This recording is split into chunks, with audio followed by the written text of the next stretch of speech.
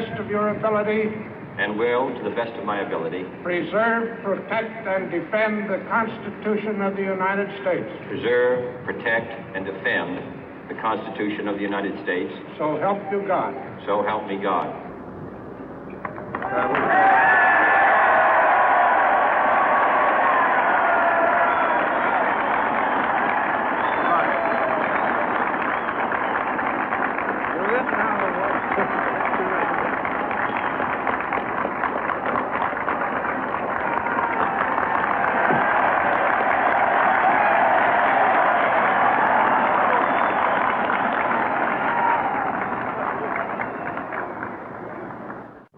Vice President Johnson, Mr. Speaker, Mr. Chief Justice, President Eisenhower, Vice President Nixon, President Truman, Reverend clergy, fellow citizens. We observe today not a victory of party, but a celebration of freedom, symbolizing an end as well as a beginning, signifying renewal as well as change. For I have sworn before you and Almighty God the same solemn oath our forebears prescribed nearly a century and 3/4 ago. The world is very different now, for man holds in his mortal hands the power to abolish all forms of human poverty and all forms of human life. And yet the same revolutionary beliefs for which our forebears fought are still at issue around the globe.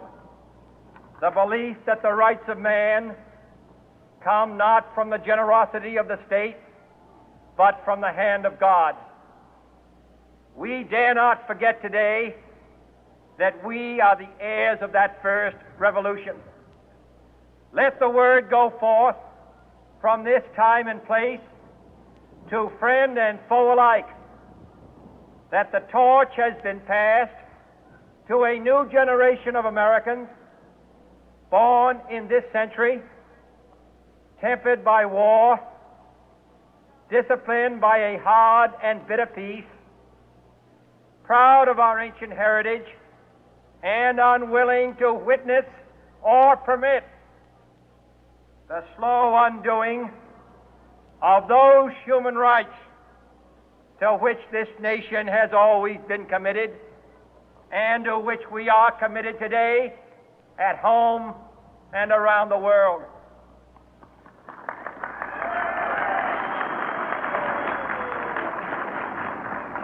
Let every nation know, whether it wishes us well or ill, that we shall pay any price, bear any burden, meet any hardship, support any friend, oppose any foe to assure the survival and the success of liberty.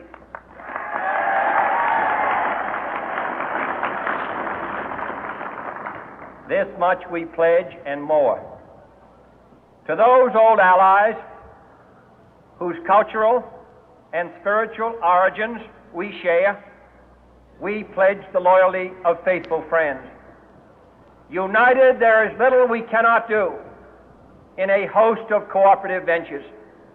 Divided, there is little we can do, for we dare not meet a powerful challenge at odds and split asunder.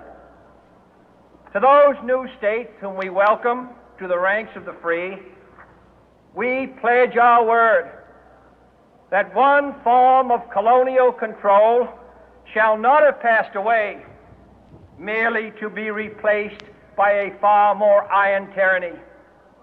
We shall not always expect to find them supporting our view, but we shall always hope to find them strongly supporting their own freedom, and to remember that in the past, those who foolishly sought power by riding the back of the tiger ended up inside.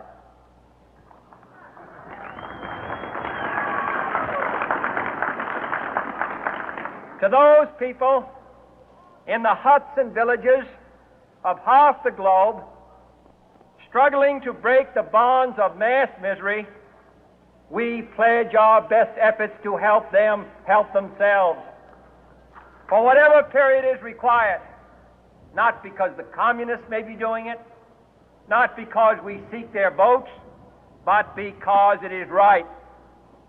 If a free society cannot help the many who are poor, it cannot save the few who are rich.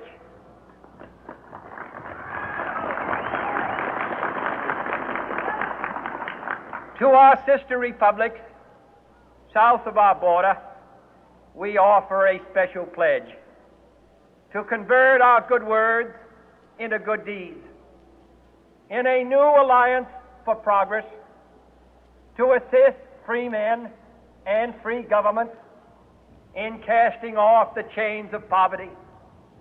But this peaceful revolution of hope cannot become the prey of hostile powers. Let all our neighbors know that we shall join with them to oppose aggression or subversion anywhere in the Americas. And let every other power know that this hemisphere intends to remain the master of its own house.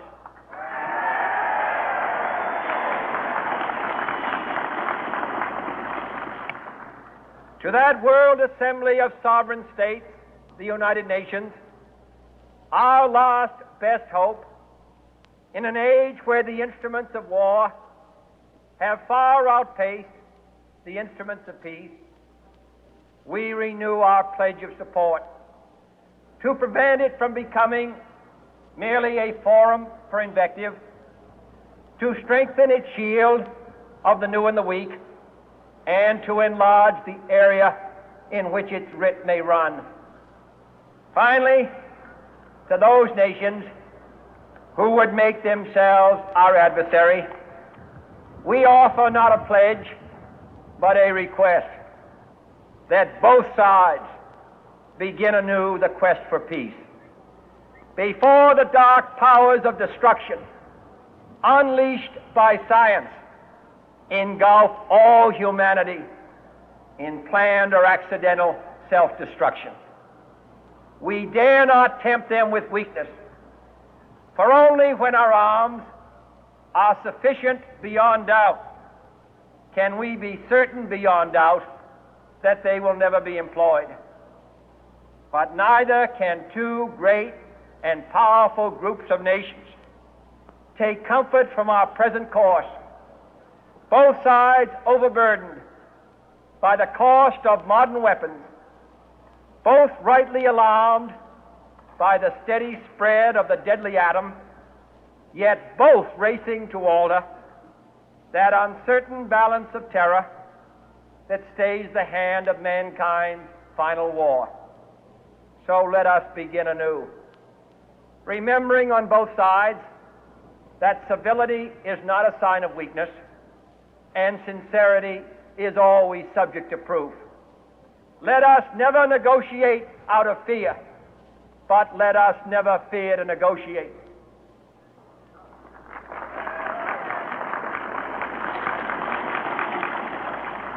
Let both sides explore what problems unite us, instead of belaboring those problems which divide us.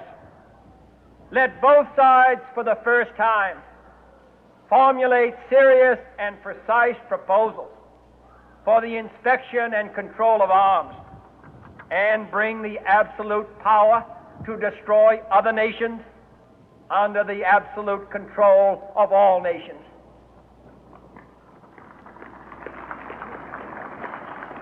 Let both sides seek to invoke the wonders of science instead of its terrors.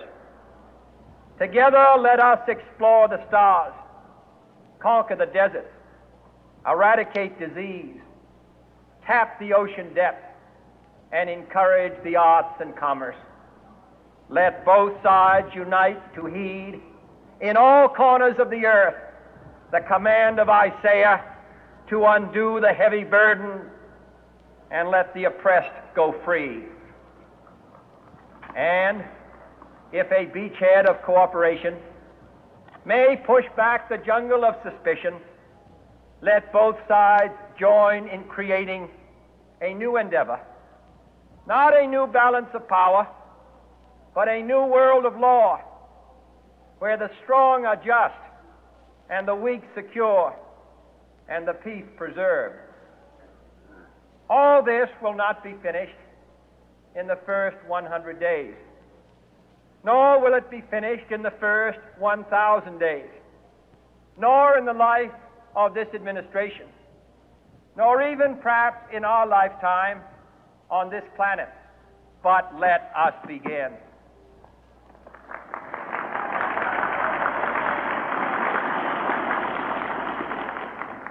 In your hands, my fellow citizens, more than mine, will rest the final success or failure of our course. Since this country was founded, each generation of Americans has been summoned to give testimony to its national loyalty. The graves of young Americans who answered the call to service surround the globe. Now the trumpet summons us again, not as a call to bear arms, though arms we need, not as a call to battle, though in battle we are, but a call to bear the burden of a long twilight struggle, year in and year out, rejoicing in hope, patient in tribulation, a struggle against the common enemies of man, tyranny, poverty, disease, and war itself. Can we forge against these enemies a grand and global alliance, north and south, east and west, that can assure a more fruitful life for all mankind? Will you join in that historic effort?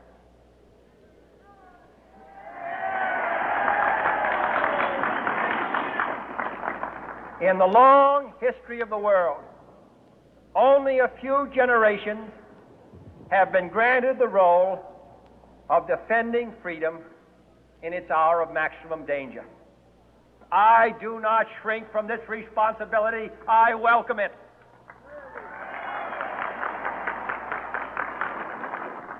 I do not believe that any of us would exchange places with any other people or any other generation.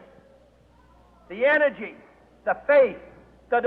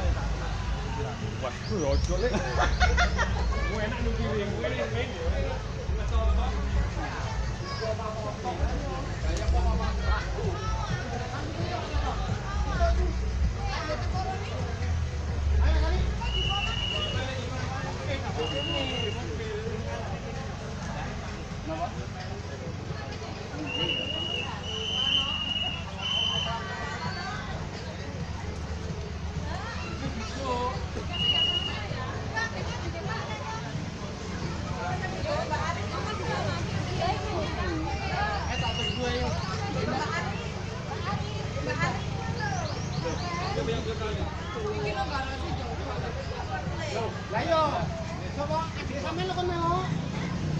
Oh,